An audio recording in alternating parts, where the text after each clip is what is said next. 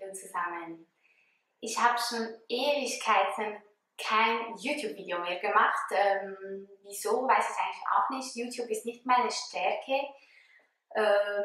Ja, ich blogge und schreibe viel lieber. Für die, die neu auf diesem Kanal sind, ich bin aus der Schweiz und ja, man hört das bestimmt auch heraus. Konzentriert euch einfach auf das, was ich sagen möchte, auf die Message und gut ist. Also, dieses YouTube-Video dient zur Aufklärung, was Body Positivity genau bedeutet. Dieses Wort ist unglaublich oft in den Medien in letzter Zeit. Ich freue mich mega darüber, aber ich muss ein Video machen, denn die Medien thematisieren diese Bewegung sehr einseitig. Ich finde es gut, dass sie sie thematisieren. Ich finde auch toll, wie ich immer wieder eingeladen werde, darüber zu sprechen und schreiben, aber es ist trotzdem einseitig. Ich habe auch im Fernsehen versucht, ein bisschen auf diese Thematik einzugehen, aber ich merke einfach immer wieder, dass die Menschen eben nur dieses wie soll ich sagen, das Einseitige zwar hören möchten, aber gut ist, mehr müssen wir nicht wissen. Die Menschen bzw. unsere Gesellschaft tickt leider immer noch so, dass sie dicke Menschen diskriminiert. Wisst ihr aber was? Body Positivity ist nicht nur für die, die wie ich aussehen, die ein bisschen Speckröllchen haben. Body Positivity ist für so viel mehr Menschen. Body Positivity ist für alle Menschen. Es ist eine Bewegung, die Vielfalt zelebriert, aber auch den Menschen, die nicht den gängigen Schönheitsidealen entsprechen, das Gefühl gibt, willkommen zu sein, sich sicher fühlen zu dürfen, sich geliebt und akzeptiert und toleriert fühlen zu dürfen. Es ist nicht einfach eine Bewegung, bei der man sagen kann, ja, ist so süß und so, aber nein, es ist eine wirklich gute Bewegung, die sich für alle Menschen einsetzt, die sich in dieser Gesellschaft diskriminiert fühlen. Und jetzt, wenn ihr überlegt, wer könnte sich diskriminiert fühlen, kann ich euch gleich mal sagen, schwarze Menschen. Wenn ihr denkt, Rassismus ist kein Thema, dann habt ihr euch geschnitten. Auch ich merke in der Schweiz, dass es nicht mehr ein so großes Thema ist wie früher. Das stimmt schon.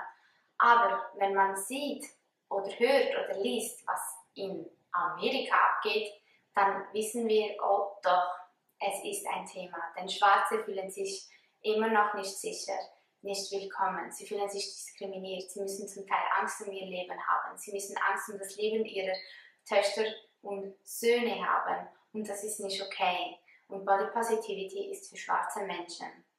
Body Positivity ist auch für transsexuelle Menschen. Transsexuelle Menschen sind mit einem Geschlecht geboren, das aber nicht zu ihrer Identität passt. Also zum Beispiel ein Mann ist, oder ein transsexueller Mensch ist im Körper eines Mannes geboren, fühlt sich aber als Frau. Also die Identität ist komplett weiblich. Und für diese Menschen ist Body Positivity. Denn eben, wir können wieder sagen, schaut mal, was in Amerika passiert ist, jetzt was transsexuelle Menschen angeht, sie werden immer noch diskriminiert. Und transsexuelle Menschen, Schwule, Lesben, schwarze Menschen, dicke Menschen, die werden ganz oft wirklich ganz schlimm behandelt. Man entzieht ihnen Grundrechte, menschliche Grundrechte, und das ist einfach nicht okay. Ich meine, schaut mal die Sitze im Bus an, im Zug, im Flugzeug, auf dem Schiff. Dicke Menschen, so richtig dicke Menschen, die passen da nirgends rein. Die müssen dann irgendwie extra schauen, dass sie extra breite Plätze beim Notausgang bekommen, mit Beinfreiheit. Und das ist einfach nicht okay. Wieso werden solche Menschen immer noch diskriminiert? Und wenn ihr jetzt sagt, ja, dicke Menschen sind selbst schuld, was ist mit der Gesundheit? Ist natürlich sehr wichtig. Aber Body Positivity ist auch für ungesunde, dicke Menschen. Denn wenn wir sagen, wenn wir privilegierte Menschen, die von den Genen her, von Geburt auf gesund und schlank und vital sind, wenn wir sagen, dass dicke Menschen selbst schuld sind, dass sie halt einfach abnehmen sollen, dann sind wir unglaublich diskriminierend und das können wir nicht schönreden. Da können wir nicht sagen, ja, eben, die sind selbst schuld. Nein, weil wir sind privilegiert. Es gibt Menschen, die sind chronisch krank, die können gar nicht abnehmen. Es gibt Menschen, die haben eine Stoffwechselstörung oder Lipödem oder sonst irgendwelche Krankheiten, die ihnen einfach das Abnehmen erschweren. Und ist das wirklich so schlimm? Ist dick sein, dicke Menschen, ist das wirklich das Schlimmste, was eine Gesellschaft haben kann? Manchmal könnte man das meinen. So wie Fett die ganze Zeit verteufelt wird, könnte man wirklich meinen, dass das etwas ganz, ganz Schlimmes ist. Dabei ist Fett doch etwas, was uns am Leben hält. Ich meine, stellt euch vor, es gibt mal eine Hungersnot. Wer überlebt am längsten? Natürlich die, die etwas mehr Fett haben. Wir sind nun mal alle ganz unterschiedlich und ja, und das ist auch gut so. Es gibt nun mal Menschen, die sind dick, die können nicht mal was dafür. In unserer Gesellschaft wird einfach immer wieder mit dem Finger auf sie gezeigt. Im Restaurant, wenn sie einen Burger bestellen oder eine Pizza, dann, ich weiß haargenau, dass ganz viele Menschen ganz, ganz, ganz schief schauen. Im Sinne von, du darfst sie nicht essen, denn du bist dick. Oder dicke Menschen, die sich nicht ins Fitnessstudio trauen, einfach auch wieder, weil sie schiefe Blicke und dumme Kommentare kassieren. Das darf doch nicht wahr sein. Ist es wirklich unser Ziel, dass sich gewisse Gruppierungen, dass sich gewisse Menschen einfach nicht wohlfühlen dürfen in ihrem Körper, in ihrem Leben? Ist das unser Ziel? Body Positivity kämpft dagegen an.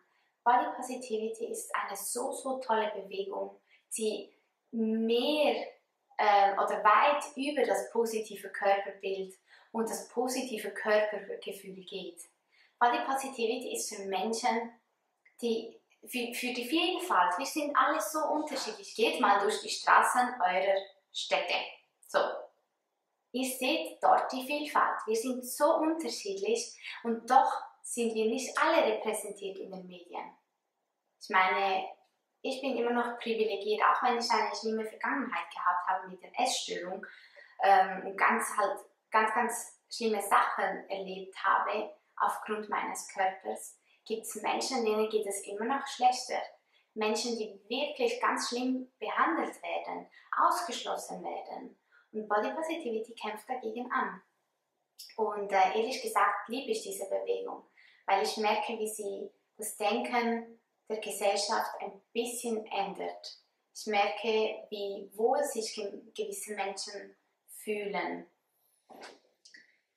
Wisst ihr, was ich meine? Stellt euch vor, eure Mama wird so schlimm fertig gemacht, dass sie einfach nicht sich selbst sein kann. Eure Mama versucht es ihr Leben lang abzunehmen und sie schafft es einfach nicht und gibt sich selbst die Schuld. Einfach weil wir in einer Gesellschaft leben, die Fett verteufelt und dicke Menschen hasst. Ich kann mir nicht anders erklären, es gibt keinen anderen Grund. Weil wenn ich meine Leser frage, wieso kannst du deinen Bauch nicht akzeptieren? Überleg mal, wieso. Und dann kommt manchmal die Antwort, ja, weil er Speckröllchen hat. Und dann sage ich, okay, mein Bauch hat auch Speckröllchen. Aber was ist so schlimm daran? Ist es wirklich so schlimm, ein bisschen Speckröllchen zu haben? Und dann kommen die Leser meistens auf eine ganz logische Erklärung. Ich kann mich nicht akzeptieren, weil ich Angst habe, verurteilt zu werden. Und das ist etwas, was mich so traurig macht und was bei mir genau gleich war. Ich habe jahrelang gelitten, weil ich einfach das Gefühl hatte, ich muss mich um jeden Preis verbiegen und mich möglichst der Norm anpassen, um von der Gesellschaft akzeptiert zu werden. Und das heißt nicht vom besten Freund oder von der Mama. Es heißt einfach wirklich allgemein von den Menschen. Nochmal zu den Medien zurückzukehren. Wenn ihr Magazine anschaut, geht morgen in einen Kiosk, lauft an einem Kiosk vorbei und schaut mal einfach die Cover von den ganzen Magazinen an. Seht ihr dort die Vielfalt? Es gibt schon ab und zu eine schwarze Frau oder ein schwarzer Mann auf dem Cover, aber trotzdem, diese Person ist immer noch schlank. Sie entspricht größtenteils den Idealen der Gesellschaft. Ihr seht fast nie, also wirklich fast nie, Menschen mit Behinderung auf dem Cover. Dicke Menschen, behaarte Menschen, denn die Frau muss ja ganz, ganz glatt sein. Sie darf keine Körperbehaarung haben, sonst ist sie zu männlich. Wir lieben es ja, Menschen zu kategorisieren und in eine Schublade zu stecken. Gut, eben wie gesagt, dicke und schwarze Menschen, die gleichzeitig dick und schwarz sind, oder nur dicke Menschen oder eben transsexuelle Menschen, die Cover, die Medien, die repräsentieren unsere Vielfalt null. Wenn wir einen Film anschauen oder die Werbung anschauen, uns wird immer eingetrichtert, was schön ist und was nicht. Es gibt Frauenmagazine, die wirklich ganz, ganz, ganz schlimm über Frauenkörper lästern. Wo ich mir denke, es sind doch Frauenmagazine, sollten die Frauen sich nicht wohlfühlen, wenn sie das sehen? Sind wir wirklich so weit, dass uns eingetrichtert wird, dass wir uns nicht akzeptieren können, wie wir sind? Ist das wirklich unser Ziel? Und Body Positivity kämpft dagegen. Body Positivity kämpft für die Menschen, für die Vielfalt, für die unterschiedlichsten Körper, die nie in den Medien gezeigt werden. Genau deshalb ist Instagram, also Body Positivity auch auf Instagram so wichtig. Denn nun haben wir die Möglichkeit, uns dagegen zu wehren. Wir haben die Möglichkeit erhalten, repräsentiert zu werden, eine Stimme zu haben und Positives zu bewirken. Und das macht mich einfach unheimlich glücklich und ich hoffe, dass Body Positivity noch viel, viel, viel, viel weiter kommt, noch mehr erreicht, egal ob mit oder ohne mich.